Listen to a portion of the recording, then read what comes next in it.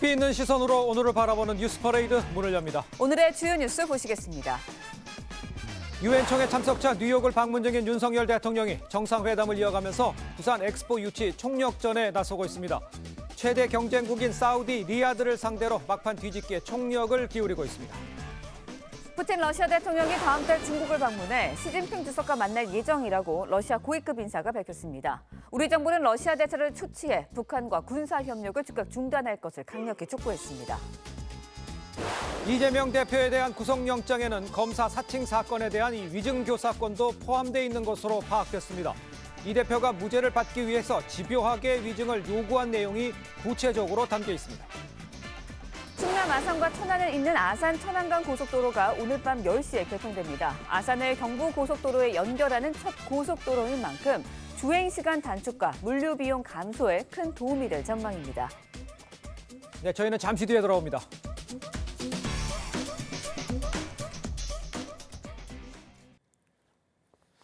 시청자 여러분 안녕하십니까? 수요일 뉴스 퍼레이드 시작합니다.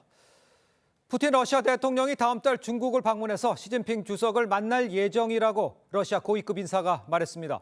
7개월 만에 이 중러 정상회담이 다시 이루어질 것으로 보이는데 북러 협력에 이어서 국제사회 또 다른 우려를 낳고 있는 모양새입니다. 첫 소식 곽승한 기자입니다.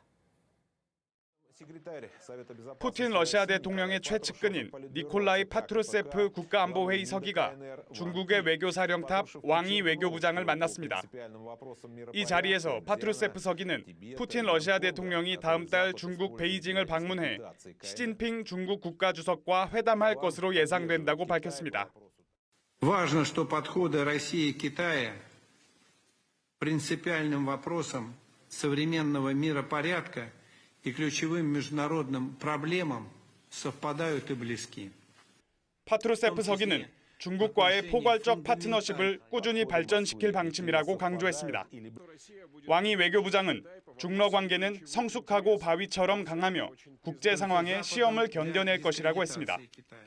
러시아 국가안보회의는 이날 회담에서 러시아와 중국의 군사 및 군사기술 협력에 대해서도 논의했다며 한반도 상황과 우크라이나를 둘러싼 상황에 대해서도 논의했다고 했습니다. 북러에 이어 중러의 군사적 밀착 행보까지 더해지면서 국제사회 긴장감은 한층 더 높아질 전망입니다. TV조선 곽승환입니다. 정부가 북러 군사협력 움직임과 관련해서 주한 러시아 대사를 외교부 청사로 초치해 항의했습니다. 외교부는 북한과 러시아 간 무기 거래 논의를 즉각 중단하고 안보리 결의를 지킬 것을 촉구했다고 밝혔습니다. 정부는 안보 위협 행위에는 분명한 대가가 따르도록 대처하겠다고 강조했습니다. 뉴욕을 순방 중인 윤석열 대통령이 오늘도 수리남 등 7개국이 넘는 정상들을 만나 부산 엑스포 유치전을 이어갔습니다. 점심은 가나 대통령 부부와 함께했는데 김건희 여사도 단독 일정을 통해 부산은 한국 경제 탯줄과도 같은 도시라고 홍보했습니다. 뉴욕 현지에서 홍현주 기자가 취재했습니다. 뉴욕 도착 첫날 9개국 정상과 회담을 한 윤석열 대통령은 둘째 날에도 7개국 넘는 정상을 만났습니다. Prime Minister, nice to meet you. Mr. President, pleased to meet you. Nice to meet you. Nice to meet you. 취임 후 처음으로 만난 수리남 대통령을 포함해 모나코와 레소토, 벨리즈 정상을 연이어 만나 부산의 매력을 알렸는데 점심은 가나 대통령 부부와 함께했습니다. 김건희 여사도 뉴욕 시내 중심가에 위치한 부산 포장마차 부스를 찾아 떡볶이를 먹으며 한국의 문화를 홍보했습니다. 우리나라가 수십 년 전 공산 침략으로 전쟁을 겪었지만 전후 폐허의 도약은 해양도시 부산에서 시작됐다고 강조했습니다. 해양도시 부산은 한국 경제의 탯줄이었고 우리 경제의 어머니와 같은 도시입니다. 윤 대통령은 오늘 취임 후 3번째로 안토니오 구테레시 유엔 사무총장을 만나고 한국 시간으로 내일 새벽 기조연설에 나서면서 본격적인 유엔 총회 행보에 돌입합니다. 바이든 미 대통령은 유엔 총회 연설에서 북한의 안보리 결의 위반을 규탄하는 한편 상임 이사국을 늘림으로써 중국과 러시아의 영향력을 축소하고 유엔 안보리를 개혁하는 방안을 제시했습니다. We are committed to diplomacy to bring about the denuclearization of the Korean Peninsula.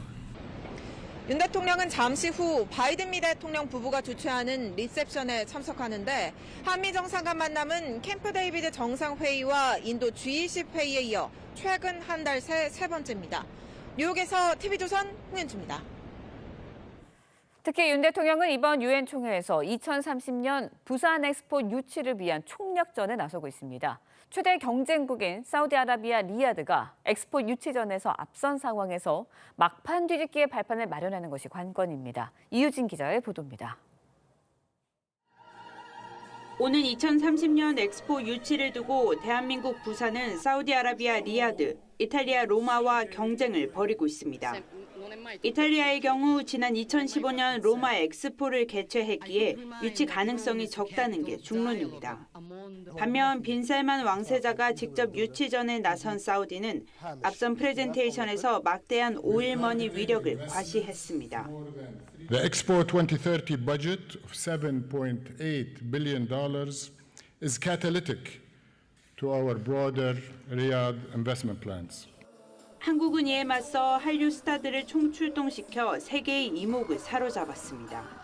I believe the World Expo 2030 Busan will unite us all.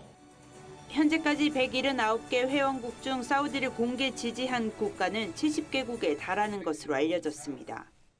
다만 1차 투표에서 3분의 2 이상의 표를 얻지 못하면 1, 2위 결선 투표를 치러야 하는 만큼 우리나라는 일단 1차에서 1위를 사우디에 내주더라도 2위 자리를 수성하고 결선 막판 뒤집기를 시도한다는 계획입니다. 이탈리아를 지지했던 표를 2차 때 최대한 끌어모으는 게 관건인 만큼 우리 정부는 개별 국가들을 상대로 물밑 설득에 나서고 있습니다. 엑스포 개최지는 오는 11월 28일 국제박람회 기구 총회에서 판가름 납니다. TV조선 이유진입니다. Busan is ready. See you in Busan in 2030.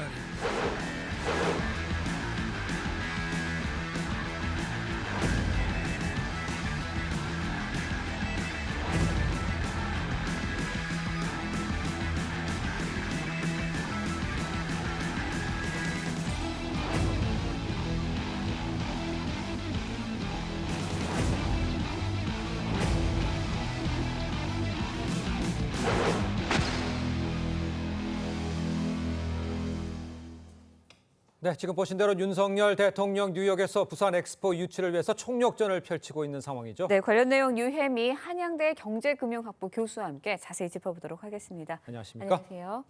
자, 지금 보면 윤 대통령 최근 행보 기네스북 수준이다 이런 말까지 지금 나오고 있는 상황이죠. 4박 6일 동안 40여 개국 정상을 만나서 부산 엑스포 유치의 지지를 호소할 예정입니다. 글쎄 40여 개 정상을 마음을 얻는다면 부산 엑스포 가능성 높아지는 상황이라고 봐야 됩니까? 예, 그렇습니다. 만약에 이 정상들의 마음을 얻을 수가 있다면 예. 부산 엑스포 유치의 가능성은 높아진다고 볼 수가 있을 텐데요. 예. 매달 초에도 이미 인도네시아, 인도 순방에서 20개국과 양자회담을 진행한 바가 있습니다. 이번에 40여 개국과 정상회담을 또 진행하기 때문에 합하면 한 60여 개국의 정상과 양자회담을 갖게 되는데요. 이 회담을 통해서 이 사람들의 마음을 얻을 수가 있다면 엑스포 유치의 가능성은 조금 더 커진다고 볼 수가 있겠습니다. 네, 그렇군요. 양자회담의 총력전에 나서고 있는 모습을 보이고 네. 있는데 윤 대통령의 순방을 계기로 우리나라 국민들도 이제 작은 나라들 많이 알게 됐습니다. 맞아요. 이렇게 이름도 생소한 나라들 이제 강대국과 마찬가지로 한 표를 행사하고 있기 때문이죠. 예, 그렇습니다. 국제 박람회 기구라고 하는 BIA가 있는데요. 이 회원국들이 이제 엑스포 개최지에 대해서 투표를 행사하게 되는데 얼마 전에 만났던 이제 산마리노라는 네. 이탈리아 내륙에 있는 아주 소국입니다. 인구가 3만 명이 조금 넘는 수준인데요. 예. 이 국가도 한 표를 행사할 수가 있습니다. 따라서 네. 여태까지 친분과 교류가 별로 없었던 나라들 위주로 정상회담을 이제 개최를 해가지고 뭐 양자회담을 계속해서 이어가면서 이 국가들의 이제 투표권을 좀 확보할 수 있는 그런 방안을 모색하고 있는 중입니다. 예, 아까 저희가 리포트에서 봤습니다만 사우디아라비아의 리야드가 좀 앞서고 있다 네. 이런 얘기를 했잖아요. 진짜로 앞서 있고 어느 정도 앞서고 있는 상황이라고 저희가 보면 됩니까? 얼마 전에 이탈리아 유력 일간지에서 조세한 네. 바를 발표를 한 적이 있는데요. 네. 이 이제 회원국들 중에서 이제 이 사우디아라비아의 리야드의 좀 우호적인 국가들이 개국들이 약 70여 국이 된다는 것이고요. 네. 이에 이탈리아, 로마가 한 50여 개국, 네. 그다음에 한국의 이제 부산을 지지하는 국가들이 한 30여 개국 된다고 합니다. 그러니까 그래요? 현재로서는 이제 많이 뒤처져 있는 상황이긴 한데요. 예. 근데 이 투표라는 것이 이제 2차에 걸쳐서 이루어질 수가 있습니다. 1차 투표에서 네. 1위 국가가 3분의 2 이상의 표를 확보하지 못하면 2차 이제 결선 투표를 가게 되는데요. 네. 그래서 현재는 좀 뒤처지고 있지만 만약에 2위만 할 수가 있다면 이제 결선 투표에서 뭐 이탈리아 로마의 표를 좀 흡수하면서 리야드를 좀 꺾고 막판 뒤집기를 할 수 있지 않을까 하는 그런 희망을 갖고 있습니다. 그렇군요. 네, 엑스포 뭐 유치할 때면 뭐 경제 효과 60조고요. 고용 창출 50만 명에 달할 수 있다. 이렇게까지 이야기가 나오고 있거든요. 구체적으로 어떤 경제 효과를 끌어낼 수 있는 건가요? 사실 이 월드컵이나 올림픽과 같은 그런 메가 이벤트들도 있지만 이 네. 엑스포라고 하는 것은 좀 다른 측면이 있습니다. 왜냐하면 이제 월드컵이라든지 아니면 올림픽 같은 경우는 우리가 경기장이라든지 인프라를 건설하는데 비용을 모두 부담하고 예. 관광객을 유치해서 이제 수입을 올리게 되는데요. 예. 이 엑스포 같은 경우는 각 국가가 자신들 국가의 홍보관을 건설을 하게 되는데 네. 이 건축 비용을 모두 그 국가가 부담을 하게 됩니다. 그래서 네. 일단은 손해 볼 여지는 별로 없다고 볼 수가 있고요. 예. 여기에 이제 각 국제연구원이라든지 아니면 부산시에서 추산한 바에 따르면 준비 단계에서부터 부가가치를 창출할 수 있다는 것인데요. 이 건축 단계라든지 토지 보상 단계에서도 이미 뭐 한 9조 원에서 5조 원까지 한 14조 원 정도를 이제 창출을 할 수가 있고 네. 실제로 이제 관광객들이 방문을 하면서 그 행사 기간 동안에 한 6개월 정도 진행이 되는데 여기에 한 5천만 명 이상의 관광객을 유치를 할 수가 있다고 전망을 하고 있고 네. 이것으로부터 창출되는 부가가치도 한 43조 원에 이를 것으로 보여서 전부 다 합하면 한 61조 원의 경제 효과가 있다고 지금 전망을 하고 있습니다. 알겠습니다. 61조 원 경제 효과 그러니까 잘 감이 안 와요. 네. 어느 정도 우리나라 규모로 봤을 때는 어느 정도 효과라고 보면 되겠습니까? 우리나라의 이제 최근 명목 GDP가 한 2,000조 원이 좀 넘는 수준이거든요. 네네. 그러니까 61조 원이라고 하면 예. 한 3% 가까운 수준이니까 GDP의 3%는 어우. 정말 어마어마한 수치라고 할 수가 있겠습니다. 그렇군요. 네, 역대 가장 성공한 엑스포로 평가받는 상하이 엑스포의 경우 중국의 GDP 2%포인트나 끌어올렸다는 평가를 받고 있습니다. 부산 엑스포를 유치할 경우 우리나라 경제에 얼마나 끌어올리게 되는 건가요? 네, 앞서서 이제 61조 원이라고 말씀을 드렸고 네네. 이게 GDP 한 2, 3% 정도가 된다고 말씀드렸는데요. 가장 성공한 이제 엑스포로 평가받는 상하이 엑스포 같은 경우는 사실 관광객이 한 7,400만 명 정도가 방문을 했었습니다. 네. 그런데 이것이 2010년이거든요. 근데 2020년에 두바이에서 엑스포를 유치했었는데 그 당시는 코로나 팬데믹 때문에 사실 해외여행이 자유롭지 않은 시기였음에도 불구하고 한 2,400만 명 정도가 두바이에 방문을 했거든요. 예. 그러니까 2030년에 부산에는 지금 한 5천만 명 정도 방문을 한다는 것이 전혀 뭐 터무니없는 숫자가 아니고 굉장히 합리적인 전망이라고 볼 수가 있고요. 예. 예. 그래서 이것으로 인해서 한 GDP의 2, 3% 정도를 기대할 수 있는 것도 그렇게 뭐 희망적인 그런 전망은 아니고 상당히 이제 합리적인 수준의 전망이라고 볼 수가 있을 것 같습니다. 그러니까 낙관적인 전망이 아니라 적어도 그 정도는 얻을 수 있다 이렇게 말씀해 주신 거군요. 자, 그런데 이제 네. 걱정스러운 일일 수도 있겠죠. 새만금 때문에 저희가 이제 해외에서 야, 우리를 잘못 보고 있는 게 아니냐, 이것도 악영향을 미치는 게 아니냐 이런 걱정을 하는데 그 부분에 대해서는 교수님께서는 어떻게 보십니까? 이게 이제 부정적 영향이 전혀 없다고 볼 수는 없겠지만요. 네. 아무래도 이제 잼버리 대회의 국제적인 위상이나 아니면 규모 같은 것을 봤을 때는 예. 엑스포와는 비교할 수 없는 수준이거든요. 근데 우리나라는 이제 월드컵이라든지 올림픽과 같은 굵직한 대규모 예. 이벤트를 성공적으로 개최한 그런 경험이 있고 네. 또 대통령이 지금 양자회담을 여러 국가와 하면서 굉장히 적극적으로 유치에 나서고 있는 만큼 예. 이런 노력을 통해서 그간의 이제 우려를 불식시킬 수가 있다면 예. 엑스포 개최 가능성도 한결 높아질 수 있다고 생각하고 있습니다. 알겠습니다. 가능성도 있고 또 전 국민이 노력하면 유치할 수 있다 이렇게 이해를 할 수 있을 것 같습니다. 오늘 말씀 여기까지 듣겠습니다. 고맙습니다. 고맙습니다. 네, 충남 아산과 천안을 잇는 아산 천안 고속도로가 오늘 밤 10시에 개통됩니다. 충남 아산을 경부 고속도로에 연결하는 첫 고속도로인 만큼 주행 시간과 물류 비용 등이 크게 감소할 것으로 기대됩니다. 보도에 백대우 기자입니다. 아산 천안 고속도로 개통은 착공 8년여 만입니다. 충남 아산시 염치읍 염성리와 천안시 동남구 목천읍 응원리를 잇는 이 고속도로는 지난 2015년 12월부터 총 사업비 1조 5천억 원을 투입해 4차로 20.57km 규모로 시공했습니다. 안전사고 예방을 위해 빗물이 잘 빠지도록 노면 선배수 시설과 겨울철 살얼음 방지를 위한 염수 분사 시설도 설치했습니다. 고속도로 개통으로 아산 염치읍에서 천안 동남구까지 이동거리는 대략 7.9km 감소하고 주행시간은 기존 29분에서 12분으로 17분가량 단축될 전망입니다. 차량 통행량은 하루 3만 8천 대로 예상됩니다. 경부고속도로와 연결되면서 충남 북부 산업단지 물류 비용이 획기적으로 감소되고 수도권과의 교통이 편리해지리라 봅니다. 국토교통부는 고속도로 개통 후 발생할 편익이 연간 1,102억 원에 달할 것으로 내다봤습니다. 정부는 현재 추진 중인 당진 천안고속도로 잔여 구간 개통도 신속히 추진하겠다고 밝혔습니다. TV조선 백대호입니다. 오늘 국회는 본회의를 열고 민주당 이재명 대표에 대한 체포 동의안을 보고받습니다. 국회법에 따라 당장 내일 본회의에서 표결이 진행되는데 취재 기자 연결해서 자세한 상황 알아보도록 하겠습니다. 정민진 기자, 현재 이 대표 건강 상태 어떻습니까? 네, 현재 입원 중인 이재명 대표는 오늘도 수액을 맞으며 병산 단식을 이어가고 있습니다. 단식 21일째인데요. 어제 문 전 대통령이 병원을 찾아 이 대표에게 국면이 달라졌다며 단식 중단을 권유했지만 이 대표는 세상이 망가지고 있어 단식을 할 수밖에 없다며 거부했습니다. 당내에서는 문 전 대통령 방문이 단식 중인 이 대표에게 출구가 될 수 있을 것이라고 기대했는데 체포동의안 국면과 맞물리면서 단식을 강행하는 모양새입니다. 실제 당내에서는 이 대표의 장기 단식으로 동정론이 확대되고 있습니다. 네, 그런가 하면 이 대표의 체포동의안이 오늘 국회에 보고된다고요? 네, 맞습니다. 이 대표 체포동의안이 오늘 오전 국회 본회의에 보고되면 국회법에 따라 내일 열리는 본회의에서 표결을 진행하게 됩니다.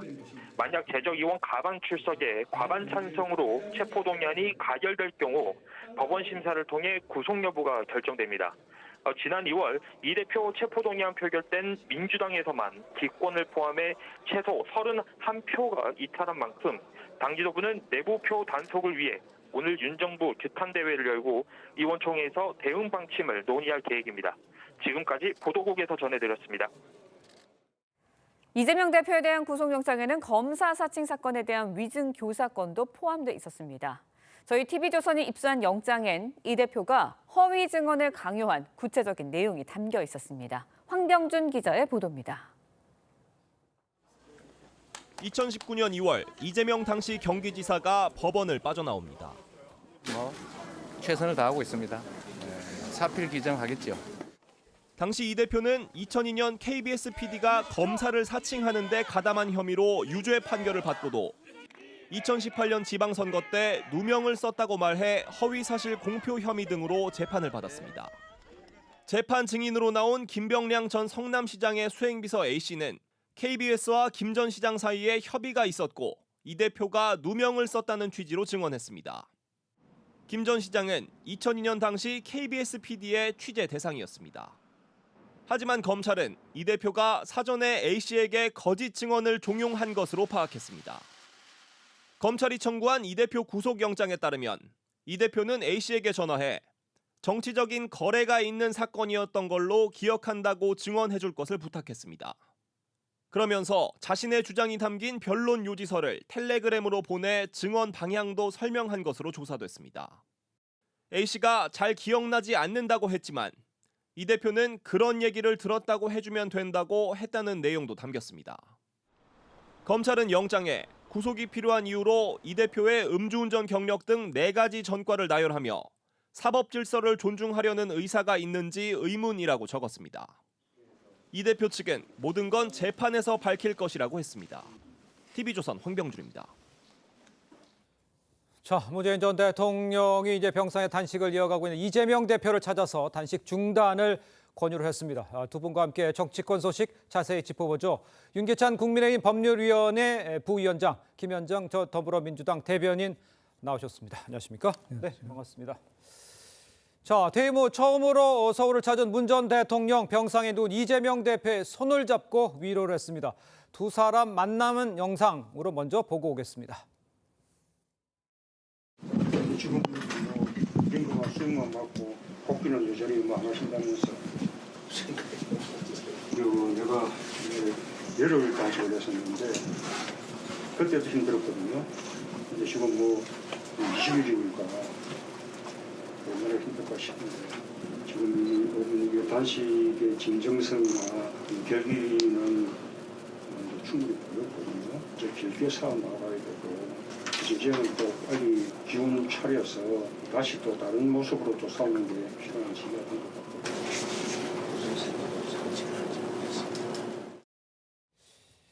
지금 직접 보셨습니다만 어제 이제 문 전 대통령이요 직접 결기를 충분히 보였다 이러면서 당식 중단을 권유를 하면서 이제 일종의 이제 출구를 열어준 모양새인데 그런데 이재명 대표가 병상 단식을 계속 이어가고 있는 상황입니다. 먼저 윤기찬 후보께서는 어떻게 상황을 보십니까? 그래서 문재인 전 대통령께서 서울을 올라오시는 길이었기 때문에 아마 안 들릴 수는 없었을 거고. 네. 근데 심경은 좀 복잡하셨을 것 같아요. 왜냐하면 이재명 대표의 단식 목적이 사실은 여러 가지 해석을 놨잖아요. 예. 개인 방탄용이라는 해석이 우세한 상황인데 이 상황에서 만약에 문재인 전 대통령께서 가서 단식 만류를 하는 차원을 넘어서서 저런 모습을 이 사진으로 연출이 되게 되면 사실 민주당이 이후에 예비 전력까지 다 끌어쓰는 거예요. 그러니까 이재명 당대표에 대한 비난이 퍼지는 거죠. 그러니까 문재인 전 대통령을 위시한 여러 가지 예비 전력들이 이재명 당대표의 개인용 방탄 때문에 국민으로부터 소외받는다. 다시 말씀드리면 총선 본선에서 상당히 안 좋은 결과를 초래할 여지가 있다. 이래서 아마 문재인 전 대통령 및 그 친문으로 호명되는 분들도 심경이 굉장히 복잡할 겁니다. 알겠습니다. 자, 이런 상황에서 이제 단식 정국에서 문 전 대통령이 모양새가 이제 등판을 하게 된 상황처럼 보여집니다.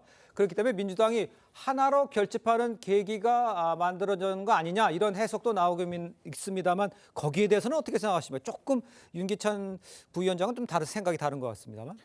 일단은 그 생사를 넘나드는 20일째 단식 투쟁 중이었잖아요. 그렇죠. 그때 이제 그거에 대한 그 후배 정치인에 대한 연민이라든지 그런 위로의 차원에서 순수한 마음으로 좀 방문했다고 보고요. 예. 그렇지만 뭐 전직 대통령이기 때문에 그 행보에 대해서는 정치적인 메시지가 자연스럽게 전달이 될 수밖에 없는 것이고. 네. 지금 사실 윤석열 그 정권에서 그 야당 대표뿐만 아니라 야당에 대한 전방위적인 탄압 그리고 전 정부에 대한 죽이기, 감사, 수사 등이 지금 전방위적으로 행해지고 있기 때문에 그와 관련해서는 지금 동명상련의 측면도 있어요. 그리고 지금 단식 투쟁 중에 많은 시민사회하고 종교계, 노동계 등에서 그 이루 방문을 하면서 그 국민들을 무슨 공산 전체주의라든지 반국가 세력이라든지 이렇게 적으로 규정하고 있는 그리고 국정은 무능하고 그리고 폭력적 국정 운영에 대한 비판들이 상당히 많습니다. 그래서 저는 이번에 문재인 전 대통령의 그 1호 방문은 순수한 의미에서 같지만 그 주는 메시지는 이 문재인 전 정부 인사들과 현재 친명계 인사를 넘어서 그러니까 민주당을 넘어서 시민사회까지 넘어드는 제 세력들 간의 그런 광범위한 연대를 결집시키는 그런 계기가 될 것이다라고 생각합니다. 알겠습니다. 탄압 수사와 죽이기까지 언급을 해주셨는데요. 잠시만요. 제가 요 내용까지 하고 답을 주시는 게 맞을 것 같아요. 문재인 전 대통령이 이 대표 방문 후에 9.19 평화 공동선언 5주기 기념식에 참석해서 현 정권을 향해서 작심 발언을 했습니다. 안보와 경제는 보수 정부가 나다 이런 조작된 신화에서 벗어나야 한다 이렇게 발언했습니다. 아까 말한 탄압 수사와 죽이기 여기에 대해서 이 발언과 합쳐서 답을 좀 주시죠. 글쎄요, 뭐 의도는 모르겠지만 어쨌든 저 말씀 자체도 또 객관적 팩터가 안 맞아요. 그러니까 안보의 부분은 여러 가지 뭐 북한이 그동안에 무기 고도화한 것들은 다 아는 것이고요. 근데 안보가 이전이 낫다라는 것은 이전에 다 잉태된 것들이거든요. 또 하나는 뭐 9.19 합의, 군사 합의를 통해서 사실 우리는 정찰 능력을 다 잃었어요. 훈련도 못 합니다. 이걸 또 지키고 있는 상황이고요. 근데 북한 같은 경우에는 GPA 사격도 가하고 훈련도 하고 심지어는 우리 공무원 피살도 시켰잖아요. 해당 수역에서. 이런 상황에서 저런 말씀하시는 게 좀 이해가 안 되는 것이고 또 뭐 그 연락사무소 폭파도 있었던 것이고요. 글쎄요, 뭐 대통령께서 본인의 업적에 대해서 좀 과신하고 계신 게 아닌가라는 생각이 들고 경제적인 측면도 마찬가지입니다. 그러니까 GDP 말씀을 주셨는데 GDP라는 건 국내에서 외국인이 생산한 것도 포함이 돼요. 그래서 민주당처럼 진보 정권이 항상 강조하는 것은 복리후생입니다.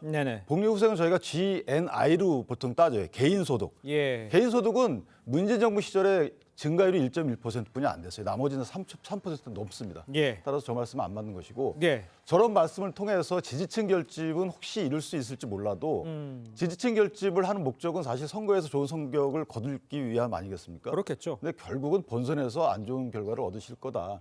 이런 생각이 드는 것이고 아까 주신 말씀 중에 간단히 반박을 드리면 반국가 세력은 분명히 있죠. 그 그 범위가 내가 아니면 되는 것이고 이 국내에 분명히 반국가 세력이라는 것이 국가 이익에 저해되는 행위를 하는 세력은 있었어요. 네. 그것들이 뭐 수사를 통해서 다 밝혀지고 있는 상황이고 그렇습니다. 그다음에 시민단체 등이 이렇게 이 대표의 행보에 대해서 위로를 보내는 것하고 이 대표가 지금 인간적으로 연민의 정을 불러일으키는 것하고 정치인 야당 대표로서의 공적인 어떤 기능을 하지 못하는 부분하고 분명히 차이가 있다. 예, 이렇게 생각합니다. 알겠습니다.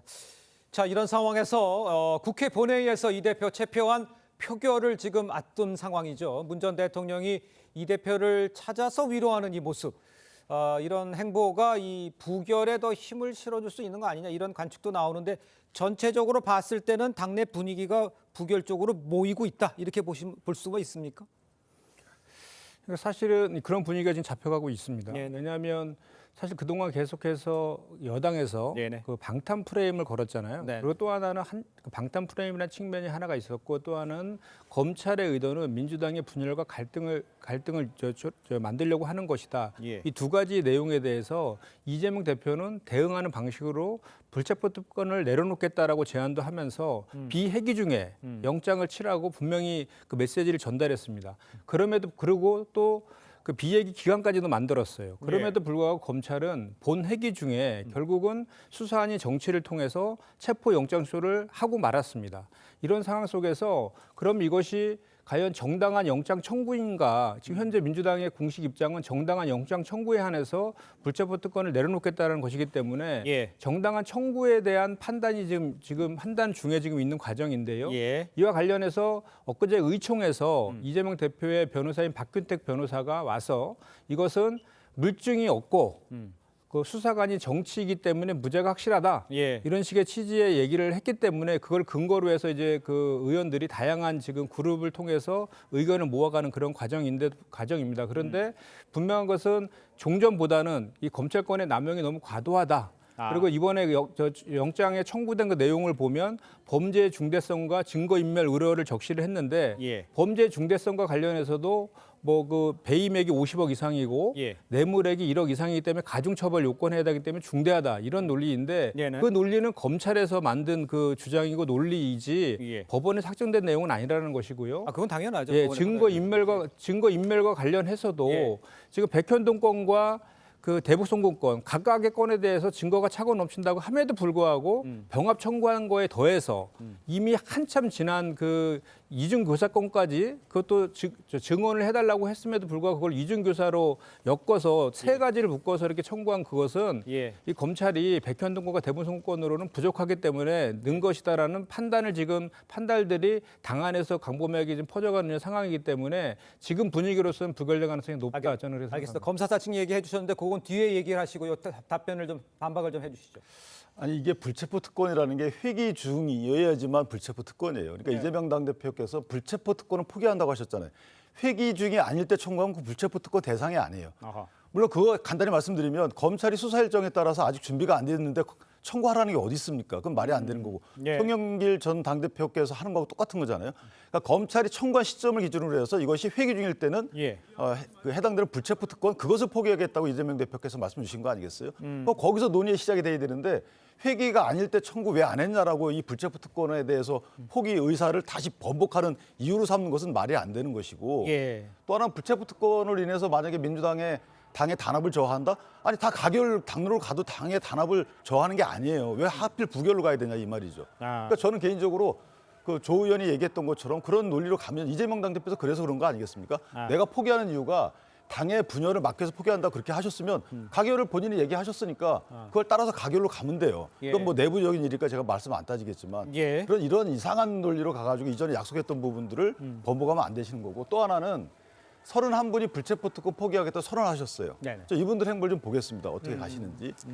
조금 전에 보내기 중에 그 얘기를 하셨는데 그것은 논리적 모순이에요. 어떤 면에서? 왜냐하면 예. 지금 검찰에서 민주당의 분열과 갈등을 노린다는 그것을 수사관이 정치를 하고 있다라는 그거 2년 가까이 탈탈 털고 수백 번에 걸친 압수수색을 하고 수백 명에 달하는 수사관과 검사를 투입하고 그럼에도 불구하고 변반은 물증 하나 없음에도 불구하고 궁박한 처지에 있는 피고인의 바뀐 진술에 의해서 친 영장에 대해서는 부당하다고 생각하지만 워낙 방탄 프레임을 걸기 때문에 그렇다면 이것을 불체포 내려놓겠다라는 것인데 예. 좀 전에도 말씀드렸잖아요. 그럼에도 불구하고 회기 중에 민주당의 분열과 갈등을 노리려는 정치하지 말아라는 의도에서 비회기 기간까지 설정하면서 그때 치라라고 제안을 한 것이다.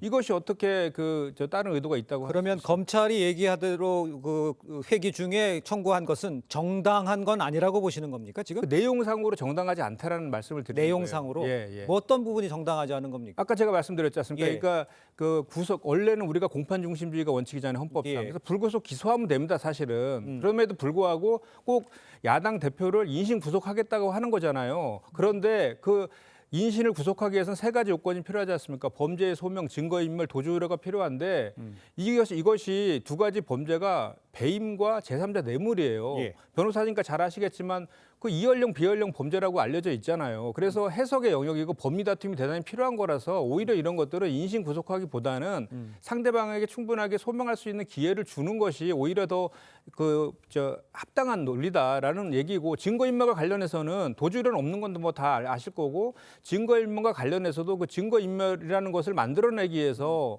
그 전에 한참 지났던 그 이진 교사를 끌어왔다. 저는 이렇게 주장하는 거죠. 예, 알겠습니다. 자, 예. 만약에 그러니까 그런 말씀 다 맞다면 아니 가결해서 법정 가가지고 따지면 돼요. 그렇게 자신 있으시면. 근데 법정 안 가는 것을 굳이 특권을 받으려 하냐 이 말이에요. 예. 본인이 특권을 포기한다고 해놓고 말씀 안 하셨으면 제가 이런 말씀도 안 드려요. 또 하나. 이게 이재명 당대표가 국회의원이고 야당 대표이기 때문에 특혜를 받고 있는 거예요. 예. 철저하게 수사하는 거죠. 그 말은 뭐냐면 허투루 수사 안 하는 거예요.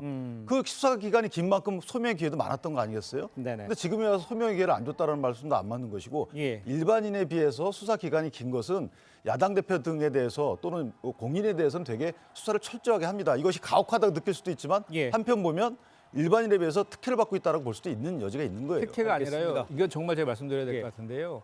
야당 대표에 대한 정적 죽이기 표적 수사이기 때문에 그런 겁니다. 그 부분에 대해서 생각이 일반 있죠. 국민 같은 예. 경우는 특수부 수사가 홍준표 대구시장까지 얘기하지 않습니까? 2달 이상 걸리는 게 어딨냐. 국정농단 사건도 70일 만에 수사 종결했잖아요. 예. 근데 이것은 지금 물증 없으니까 나올 때까지 바뀐 진술에 의해서 결국은 체포영장 속까지 오고 있는 그런 것이 오히려 특권이 아니라 야당 탄압이라는 거예요. 국정농단 사건의 수사 종결은 특검이 출범했기 때문에 수사 종결한 거고, 그 예. 특검 수사 그 기간이 얼마나 길었습니까? 비교해 보셔야 되는 거고, 또 하나는 야당 죽이기라고 했는데 그것이 그 문재인 전 정부에서 야당 죽이기 했나요?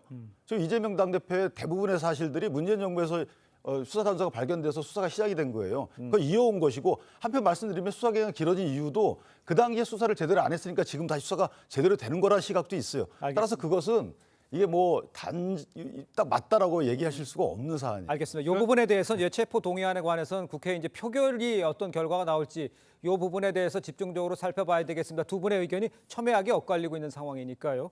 자, 그거 하나 여쭤볼게요. 이재명 대표 단식은 언제쯤 중단할지, 중단 의사가 지금 없는 것으로 지금 파악이 되고 있는데 어떻습니까? 그래요.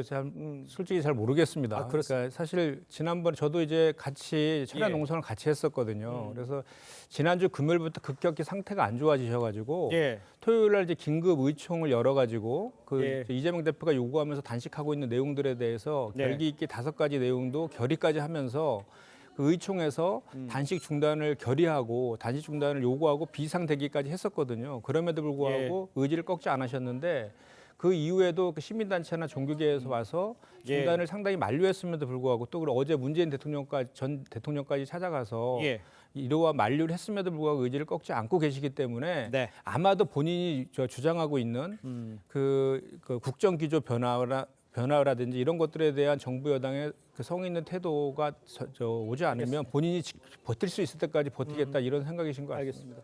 자, 다음 소식도 좀 살펴보죠. 이재명 대표 관련 소식을 이어가야 될 텐데요. 잠시 전에 이야기했었습니다만 검찰에 청구한 이 대표의 구속영장을 TV조선이 입수를 했습니다. 이른바 이 검사 사칭 사건에 대한 새로운 내용이 구체적으로 담겨 있습니다. 내용을 한번 지금부터 좀 살펴봐야 할 것 같은데 한 2가지 정도가 핵심이 있습니다. 지금까지 이 대표가요, 본인이 누명을 쓴 것이라고 주장을 해왔던 게 있었어요. 그런데 알고 보니 잘 기억이 나지 않는다는 관련자에게 자신이 원하는 증언을 해달라 이렇게 전달했다 이런 내용입니다. 증언을 종용했다는 내용으로도 볼 수가 있는데 이거를 어떻게 좀 해석을 해야 될까요? 이해를 해야 될까요? 그래서 이게 이제 2002년도에 있었던 일이거든요. 그렇습니다. 근데 분당 파크뷰 특혜 분양인데 사실 특혜 분양이 아니고 이게 백현동 사건하고 똑같아요. 왜냐하면 용도 변경을 해서 아파트를 짓게 한 이런 비리가 있었다라는 취지로 그 당시 이재명 대표는 그 당시에는 이제 시민사회단체의 장으로서 활동했던 거예요. 네네. 근데 그 관련해서 이제 KBS PD가 이 취재를 하는데 잘 안 되니까 이재명 당대표가 도와서 이 녹음을 하게 합니다. 네네. 그다음에 검사인 것처럼 김병현 시장하고 통화를 하게 해요. 그러니까. 따라서 가담한 거잖아요. 그것 때문에 검사 사칭죄로다가 벌금 150만 원을 받습니다. 네네. 근데 2018년도 경기도지사 선거 때 자기는 그런 적이 없고 가담한 것이 아니고 누명을 썼다 이렇게 말을 합니다. 예. 그래서 그게 허위 사실이라는 판단이 돼서 기소가 돼서 재판을 받는데 1심에서 무죄를 받아요. 근데 무죄를 받는 결정적인 이유가 증언이 있습니다. 김병량 전 시장의 운전기사였던 분이 증언을 통해서 이건 김병량 시장 측과 KBS 측이 공모해서 이재명 지사에게 누명을 씌운 것이다. 예. 떠넘기로 했다. 이런 취지의 증언을 해요. 그래서 무죄가 나와요. 근데 알고 보니까 이 증언이 이재명 대표 측에서 부탁해서 이루어진 증언이고 예. 그 내용 자체가 허위였고 이 허위로 증언하는 데 있어서 이재명 당대표도 뭐 여러 가지 전화 통해서 정용했다. 예. 이것에 대해서 그 허위 증언한 사람이 자백을 했어요. 검찰 수사 과정에서. 따라서 이 부분은 시시비비가 가려진 것이다 이미 예. 이렇게 보입니다. 이것까지 넣은 것에 대해서 문제가 있다고는 지적은 해주셨습니다만 김현정 대변인 내용적으로 보면 이재명 대표가 전화로 좀 해주면 되지 뭐 이런 식으로 얘기도 하고 검찰 주장은 집요하고 반복적으로 주입하듯이 이런 식으로 얘기한 정황이 나왔잖아요. 이걸 어떻게 이해해야 되겠습니까? 그쪽에 이제 주장이니까. 물론 주장. 예, 사실관계를 검찰이. 뭐 나중에 재판을 통해서 확인돼야 될 문제라고 생각하고요. 예. 이재명 대표 입장에서는 분명하게 이거는 위증을 해달라고 한 것이 아니라 진실된 증언을 해달라고 했다라는 게 입장이니까요. 예. 알겠습니다. 근데 그러면은 기억나는 대로 해달라 그래야 돼요. 원래 우리가 변호사들이 통상 증인께 기억나는 대로 사실 그것도 지금 근데 지금 녹취 파일에 보면 기억나는 대로 기억이 안 난다 그러는데도 불구하고 어떤 내용을 알려줘요. 이거는 사실은 이렇게 하는 변호사는 없고 이렇게 하는 당사자도 없어요.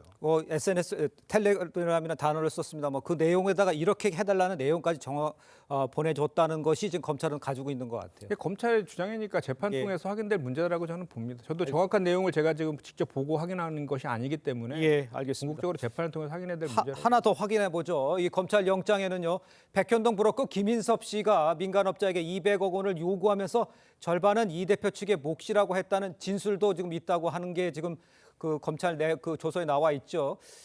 이 대표, 이 김인섭 씨와 오래전 연락을 끊겼다 이렇게 말을 했는데 글쎄 이렇게 되면 수시로 소통을 했다는 얘기인 겁니까? 어떻게 됩니까? 실제 2016년도에 이 대표께서 그 단식하실 때 와서 또 격려도 하고 그때 나눈 대화 내용도 심상치는 않아요. 뭐 나 때문에 고생하신다 이런 취지로 또 이 대표께서 얘기했었다고 전언 있고 그다음에 정진상 실장이 또 면회도 자주 갑니다. 100회 정도의 통화를 해요. 그러니까 이렇게 교류가 잦았던 분을 기억 안 난다라고 거짓으로 얘기할 이유가 없잖아요. 만약에 아무런 문제가 서로 간에 아무런 문제가 없으면 이런 그 교류 사실을 거짓말할 이유가 없단 말이죠. 따라서 이런 교류 사실을 거짓말했다는 것은 뭔가 같은 오해를 사기 싫었던 것이고 그 오해가 법에 위반된다는 본인도 관련돼 있다라고 의혹을 살 만하다 이렇게 생각이 됩니다. 근데 저거 관련해서는 200억 중에 절반은 2명 그것은 그 시행사 대표인 정바울 씨가 김인섭 씨한테 들은 전원이에요. 전원이고 그중에 200억 중에 그 절반은 2명 거다라고 해서 2명을 특정하지도 않았습니다. 김인섭 씨는. 그런데 그 2명이라는 것을 정바울 씨가 이재명 대표와 정진상 실장일 것이다라고 추측한 거예요. 그래서 전문 증거라서 증거 능력이 전혀 없고요. 지금 좀 전에 말씀하신 2016년도에 단식장에 찾아가서 한 얘기나 이런 것들은 다 전원이고요. 그리고 유동규 씨의 전원, 다 이런 것들이 다 전원들이에요. 그래서 그 이후에 명확하게 지금 확인된 내용들은 2006년도에 낙선할 당시에 선대 본부장을 했던 것, 2010년도 이후에는 이재명 대표와의 그 관계는 소원해졌다라는 그것이 현재 이재명 대표와 그 김인섭 씨가 했던 당사자들이 했던 그런 얘기들이에요. 나머지들은 다 전원이기 때문에 그 전원을 사실인 거를 가정해서 얘기하는 것은 적절치 않다. 저는 그래서. 근데 한 가지 저는 이해가 안 되는 게 짧게 말씀드리면 뭐 말씀 주신 대로 그렇다고 쳐요. 그 전원이 확인되기까지 시간이 필요하다고 쳐요. 그런데 정진상 씨가 그분을 접촉한 건 맞거든요. 100회 정도 넘게 통화하고 그다음에 또 찾아가서 면회하고 그런 것들이 알려진 이후에 이재명 당대표께서는 정진상 씨에 대해서 아무런 조치를 하지 않아요. 말씀 주신 것처럼 유동규 씨가 만약에 그런 돈 받은 사람이었다면 난 그 사람 해임했을 것이다. 최근에는 또 뭐 이화영 부지사가 이 사람 이런 사람이었으면 내가 해임했을 것이다. 이러시면서 왜 정진상 실장에 대해서는 저렇게 그런 조치를 안 하시죠? 근데 지금 이게 본질이 짧게 있잖아요. 부탁드릴게요. 그 가서 만나고 이런 것들을 이재명 대표가 알고 있었다라는 것도 확인된 것도 아니고요. 이게 백현동 건 얘기하는 거 아니에요. 백현동 건은 용도 변경, 종상향 한 것이 인허가권의 재량의 범위에 들어있느냐 아니냐의 판단의 문제잖아요. 이런 것들은 사실은 이 백현동 건의 배임으로 규율하는 거에 대해서 본질적인 내용의 문제들은 아닙니다. 예, 알겠습니다. 일단은 이게 지금 이재명 대표 구속영장에 적시된 내용입니다. 그렇기 때문에 어떻게 평가될지 또 국회에서 어떻게 받아들일지를 좀 지켜보도록 하죠. 두 분 말씀은 여기까지 듣겠습니다. 고맙습니다. 감사합니다. 네, 인천에서 헤어진 연인을 흉기로 살해한 30대 남성이 어제 첫 재판을 받았습니다. 피해자 유가족들은 시민 4만 4천여 명이 동참한 이 탄원서를 제출하며 엄벌을 촉구를 했습니다. 강석 기자입니다. 흰 모자를 쓴 남성이 경찰서를 나섭니다. 헤어진 연인을 흉기로 살해한 혐의로 기소된 30대 A씨입니다. 접근 금지 명령 어기고 왜 찾아가셨습니까? 검찰 조사 결과 A씨는 당시 접근 금지 명령 기간 동안 7번이나 피해 여성을 찾아갔습니다. 법원에서 열린 첫 재판에서 A씨 변호인은 검찰의 공소 사실을 모두 인정했습니다. 검찰은 또 범행 현장을 목격한 피해자의 6살 난 자녀는 정신적 충격에 치료까지 받고 있다며 해당 자녀의 심리 상태 검증 결과도 재판부에 추가 제출하겠다고 밝혔습니다. 피해 여성의 유가족은 A씨가 재판부에 6차례 반성문을 제출했지만 정작 유가족에게는 단 한 번도 사과하지 않았다며 분통을 터뜨렸습니다. 유가족은 또 A씨가 스토킹 신고에 앙심을 품고 보복 범죄를 저지른 것이라며 재판부가 엄중 처벌해야 한다고 주장했습니다. 너무 반성을 안 하고 있어서 사실 그 부분에 대해서도 다시 한번 판단해 주실 거라고 믿습니다. 유가족들은 온라인 커뮤니티에 억울함을 호소했고 엄벌을 해달라는 탄원서에는 시민 4만 4천여 명이 동참했습니다. TV조선 강석입니다. 자, 전해드린 대로 30대 남성의 옛 연인을 이 스토킹하다 살인까지 저질러서 지금 충격을 주고 있습니다. 네, 관련 내용 최진영 변호사, 조현삼 변호사와 함께 자세히 짚어보도록 하겠습니다. 안녕하세요. 네, 반갑습니다. 자, 지금 보셨습니다만 옛 연인을 살해한 이 30대 남성 스토킹 등의 혐의로 이미 접근 금지 명령을 받은 상태인데 그런데 버젓이 가서 이런 일을 저질렀어요. 접근 금지 무용지물입니까? 접근 금지 명령? 무용지물은 아니죠. 예. 그렇게 했음에도 불구하고 이렇게 위반해서 접근을 했을 경우에는 추가적으로 기소가 되겠습니다. 예. 사실 제가 어제 같은 경우에도 스토킹 범죄 처벌에 관한 법률 위반으로 해서 징역 8월에 집행유예 2년을 받았는데요. 예. 그 사건 같은 경우에는 접근금지 명령을 위반하고 해서 기소가 됐는데 본인이 반성문 쓰고 실질적으로 이사도 멀리 가고 뭐 이런 식으로 해서 예. 재발 방지하는 것을 확실하게 하니까 집행유예가 받았습니다만 예. 아까 말씀드린 것처럼 그 100m 이내 접근금지 네. 명령이 내렸음에도 불구하고 이제 지속적으로 이제 또 그 접근을 하고 물건을 가져두고 할 경우에는 네. 추가 기소되고 실형이 불가피합니다. 그렇기 때문에 이와 같은 사실은 사실 일반적인 케이스라고 보긴 어렵습니다만 우리가 사람이란 게 예측하기 어렵다 보니까 굉장히 안타까운 사건이었는데 네. 이번 같은 경우에는 지난 그 재헌절이었죠. 7월 17일 날 새벽에 그 30대 여성이 새벽 6시에 출근하는 길에 네. 이제 보면 헤어진 그 남자친구가 어떻게 보면 소매에 흉기를 숨기고 와서 네. 말을 하자라고 하니까 이제 다 끝났는데 왜 이러냐 하는 과정에서 결국 본인이 이제 이와 같은 엄청난 그러니까요. 어떤 일을 벌어진 거기 때문에 어떻게 보면 특별한 케이스긴 합니다만 말씀하신 것처럼 이제 스토킹 법원으로부터 잠정 처분을 받았음에도 불구하고 이것을 어떻게 이제 막을 수 있느냐에 대한 어떤 과제를 남긴 사건이 아닌가 생각합니다. 맞습니다. 네, 예. 피해자 보호 부분에 대해서도 좀 이야기를 해보도록 하겠습니다. 피해자가 신고용 스마트워치를 매번 차고 있다가 경찰의 요청으로 인해서 반납한 지 나흘 만에 이런 변을 당했거든요. 왜 이렇게 갑자기 반납을 하게 된 건가요?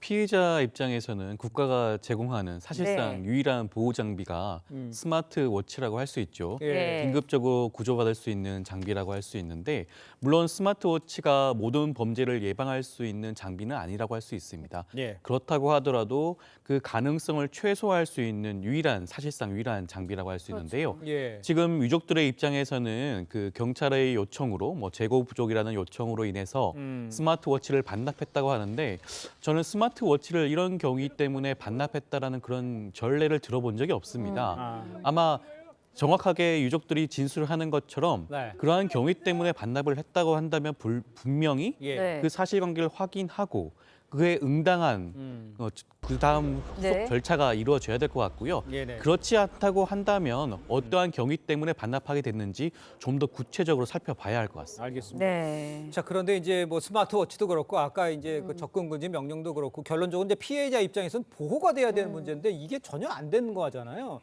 좀 다른 대책도 좀 필요한 상황 아닙니까? 그렇습니다. 사실 옛날에는 우리가 뭐 창문을 열었다고 예. 하면서 그런 식으로 세레나데를 불렀다고 하지만 네네. 지금은 그렇게 하는 계속 지속적으로 하면은 그 자체가 이게 그 스토킹 처벌에 예. 관한 그렇죠. 법률로 처벌될 수 있는 사안인 것 예. 같고요. 예전 같은 경우에는 이게 처벌된다는 사실 자체에 대한 인식이 없었지 않습니까? 실제로 이제 스토킹 처벌법이 시행된 지가 몇 년 되지 않기 때문이죠. 예. 그러다 보니까 조금 더 본질적으로는 초중고등학교 때 이와 같은 스토킹이 범죄가 된다라는 것을 교과 과정에 좀 더 편입할 필요가 있다라는 생각이 저는 들었고요. 네. 나아가서 수사 당시에 지금 그에도 심리 검사나 이런 부분이 조금 더 네. 필요하지 않을까 생각하는데요. 그렇습니까? 말씀드린 것처럼 이게 그 한 번을 좀 접근 금지 명령을 한다 하더라도 지속적인 이와 같은 그 행위를 반복할 수 있는 소인을 미리 수사 단계에서 조금 더 확인할 필요가 있다라는 느낌이 강한 것 같은데 예. 물론 뭐 그 경찰이 인력이 부족한 가운데 이런 부분이 있습니다만 예. 신종 범죄이기 때문에 신종 범죄에 대해서는 또 새로운 범죄 예방 대책이 필요하다는 점에서 예. 경찰이 이 부분에 대한 네. 어떤 범죄 예방을 위한 어떤 조금 더 그 정교한 어떤 시스템을 만들어야 될 필요성이 있어 보입니다. 예. 네, 이 사건이 더 안타까운 게 피해자가 6살짜리 딸을 남기고 세상을 떠났다는 점 때문이거든요. 예. 홀로 남겨진 아이 어떻게 해야 될까요? 우리나라 헌법 규정을 보면요. 30조를 보시게 되면 예. 그 타인의 범죄 행위로 인해서 생명과 신체에 상해를 입은 경우에는 그 국가가 구조를 할 수 있게 정해져 있습니다. 예. 그렇기 때문에 범죄 피해자 보호법과 같은 관련 법령이 정해져 있긴 한데요. 거기에 보게 되면 피해자들에 대해서 뭐 치료비라든가 학자금이라든가 주거비라든가 그런 각종 생계비를 지원할 수 있는 예. 규정이 정해져 있긴 합니다. 하지만 현실적으로 이러한 규정들이 형식적인 지원에 그치지 않는가라는 그런 걱정을 지울 수가 없고요. 예. 현재 지금 형사사법 체계가 어떻게 보면 피고인에 대한 처벌에만 집중하고 있는 게 아닌가. 범죄 피해자 그리고 남겨진 가족들에 대한 어떠한 지원과 대책이 현실화될 수 있는가에 대해서 우리 모두가 함께 고민해 봐야 되지 않을까 싶습니다. 그러네. 네. 그것도 중요합니다. 자, 이런 상황인데 30대 네. 남성녀 재판에서 혐의를 인정하고 반성문을 6차례 법원에 제출한 것으로 알려졌습니다. 글쎄요, 이런 모습까지 뭐 챙겨야 될지 모르겠습니다만 이건 어떻게 양형에 반영이 됩니까? 거의 판사를 스토킹하는 것이 아닌가 하는 그런 느낌이 그렇습니까? 강합니다. 사실 아까 얘기하는 그 사건 같은 경우에도 아주 본인이 철저히 반성하는 그 반성문 한 번을 냈음에도 불구하고 집행유예를 받았는데 예. 내용 자체가 어떤 건지는 모르겠습니다만 자백하고 선고기일이 얼마 남았는데 6번까지 그 반성문을 써내는 것 자체가 과연 본인에게 도움이 되는지에 대해서는 의문인데요. 네네. 반성문은 한 번을 쓴다 하더라도 그 내용이 정말 철저히 반성하고 앞으로 반성에 따르는 그 어떤 개선을 그 결심하는 그런 내용이 있어야 되는데 그렇죠. 무의미한 내용으로 횟수만 높인다 해서 네. 그것이 효과가 있다고 보기는 어려울 것 같은데 이번 같은 경우에 6번의 반성문 과연 그 내용이 뭔지는 모르겠습니다만 네. 오히려 역효과가 날 가능성도 없지 않다. 좀 전에 아까 보도에 보니까 반성문은 그렇게 내지만 정작 피해자에 대해서는 실질적인 반성을 하지 않았다라고 할 경우에 과연 법원에서 이것을 반성문으로 받아들여서 감형할지에 대해서는 의문의 여지가 많은 것 같습니다. 네, 검찰은 이제 피고인에게 살인죄보다 형량이 더 무거운 보복 살인죄 적용을 검토하기도 했습니다. 하지만 결국은 적용이 안 됐거든요. 특가법상 보복살인죄가 적용된다면 형량이 징역 10년 이상이기 때문에 예. 굉장히 중한 처벌을 받게 되겠죠. 예. 지금 수사기관 입장에서는 그 피고인의 자백이 없는 상태 그리고 보도에 따르면 피해자가 스토킹에 대해서 고소를 했지만 고소를 취하했다고 합니다. 예. 그러한 사정들을 감안을 해서 보복살인죄가 아니라 살인죄로 기소한 것으로 보이는데요. 예. 좀 안타까운 부분이 분명히 있는 것 같습니다. 예. 그 보복살인죄가 적용되는 그런 것들은 보게 되면 피고인의 자백이 없다고 하더라도 범행의 전후 사정이라든가 피고인과 피해자의 관계, 그다음에 수사가 진행됨으로 인해서 피고인이 입게 되는 그런 불이익 정도 이런 것들을 종합적으로 고려해서 보복살인죄 여부를 판단하게 되어 있거든요. 예. 그렇다고 한다면 이 사건의 전후 사정을 모든 것들을 종합적으로 고려하면 어떻게 보면 단순 살인죄가 아니라 보복살인죄에 더 가깝지 않나라는 생각을 좀 지울 수가 없을 것 같습니다. 예. 네. 스토킹 처벌법 개정안이 국회 본회의를 이제 통과를 했습니다만 이 부분에 더해서 피해자들에게 어떻게 도움이 될지 이걸 좀 더 생각하는 시간을 좀 가졌으면 하는 바람입니다. 네. 두 분 말씀 여기까지 듣겠습니다. 고맙습니다. 고맙습니다. 감사합니다.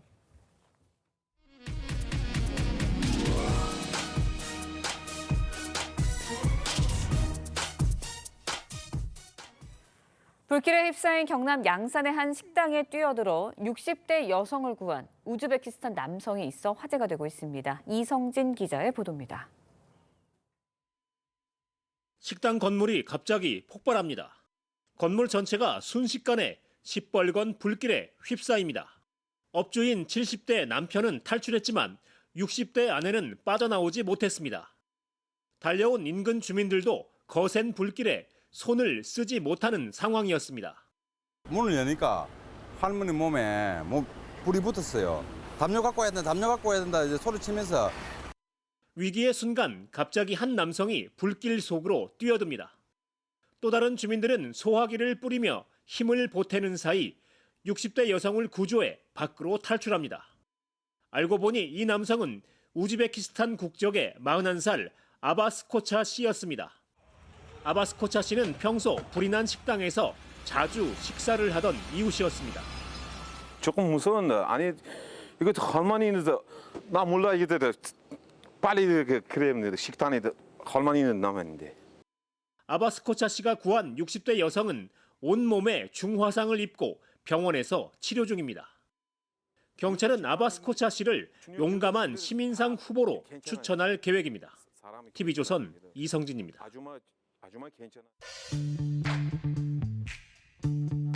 네, 렌즈에 담긴 그 순간 그 의미를 짚어보는 시간이죠. 사진 기자가 선택한 아침의 현장입니다. 오늘은 조선일보 사진부 이태경 기자와 함께합니다.